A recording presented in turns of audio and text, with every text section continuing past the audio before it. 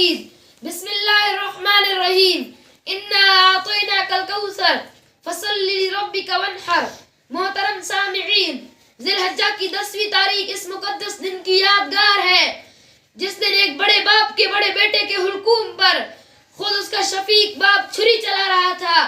اس وقت ستاروں کی روشنی ماند پڑ گئی تھی، زمین کا ذرہ ذرہ، چمنستان عالم کے اشجار کا پتا پتا اور اس وسیع و عریض کائنات کا چپا چپا حیران تھا، پریشان تھا اور زبان حال سے کہہ رہا تھا کہ واہ انسان، واہ مسجود ملائک، واہ افضل المخلوقات، تو کیوں نہ افضل المخلوقات کہلائے؟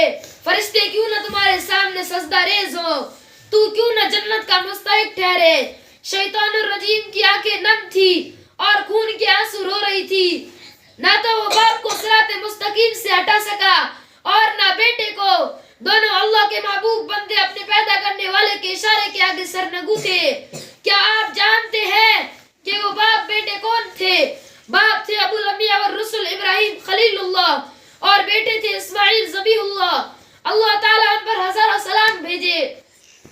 ان باپ بیٹوں نے ایک ایسی مثال قائم کی کہ اللہ تعالیٰ نے رہتی دنیا تک یادگار بنا دیا اور اس دن کو انسانیت کے علم برداروں کے لیے عید کا دن بنا دیا اور حکم دے دیا کہ جس انسان میں اتنی طاقت ہو کہ وہ تندرست و توانا جانور کی قربانی بارگاہ الہی میں پیش کر سکے تو وہ پیش کرے، ورنہ گنہگار ہوگا. تاریخ کے اوراق اس بات کے شاہد ہیں کہ جب سے انسان کو اپنے انسان اور بندہ ہونے پر شعور ہوا تبھی سے وہ اپنے معبود کے سامنے قربانی دینے لگا. قدیم ترین مذاہب میں بھی اس کا ثبوت ملتا ہے. قرآن شریف جو اس دنیا میں خدا تعالیٰ کی آخری کتاب ہے، اس کی دو آیتیں آپ لوگوں کے سامنے پڑھی گئی ہے.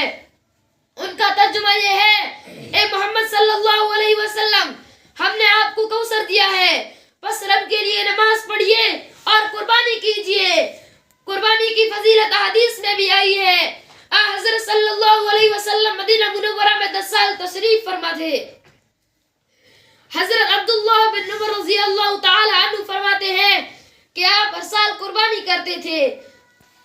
ایک حدیث میں آتا ہے کہ حضور صلی اللہ علیہ وسلم نے ارشاد فرمایا کہ قربانی کے دن کوئی انسان عمل قربانی سے زیادہ پیارا نہیں ہوگا اور قربانی کا جانور قیامت کے دن اپنے سینگوں، بالوں اور کھروں سمیت آئے گا اور قربانی کا خون زمین پر گرنے سے پہلے پہلے اللہ کے نزدیک قبولیت کے درجے کو پہنچ جاتا ہے. بس چاہیے کہ قربانی خوش دلی سے کرو. قربانی دراصل ایک عظیم جذبے کا نام ہے جس کے ماتحت انسان اپنا سب کچھ قربان کر دینے کے لیے تیار ہو جاتا ہے. قربانی کے جانور کا خون، گوشت یا سب چیزیں خدا کو نہیں پہنچتی اور نہ خدا کو اس سے کوئی حاجت ہے. وہ تو اپنے بندوں کو آزمانا چاہتا ہے. کیا دیکھیں یہ بندے اپنے پالتو قیمتی جانور ہماری راہ میں قربانی کر کے اس بات کا ثبوت پیش کرتے یا نہیں. کبھی انہیں بھی اپنی جان، اپنی اولاد کی بھی قربانی دینی پڑے تو گریز نہ کریں گے.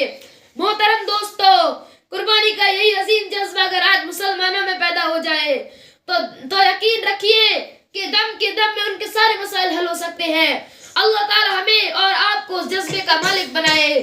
عید قربان کا دن ہر سال اس جذبے کو محفوظ لگانے کے لیے آتا ہے تاکہ ہم وہ سبق بھول نہ جائے جو حضرت خلیل اللہ نے دیا تھا اور اس کی یاد ہر سال تازہ کرتے رہے. وآخر دعوانا الحمدللہ رب العالمین. کیا حقیقت مال کی ہے خوں بہایا کیجئے، کیا حقیقت مال کی ہے خوں بہایا کیجئے، نیک کاموں کے لیے دولت لٹایا کیجئے. ماشاءاللہ.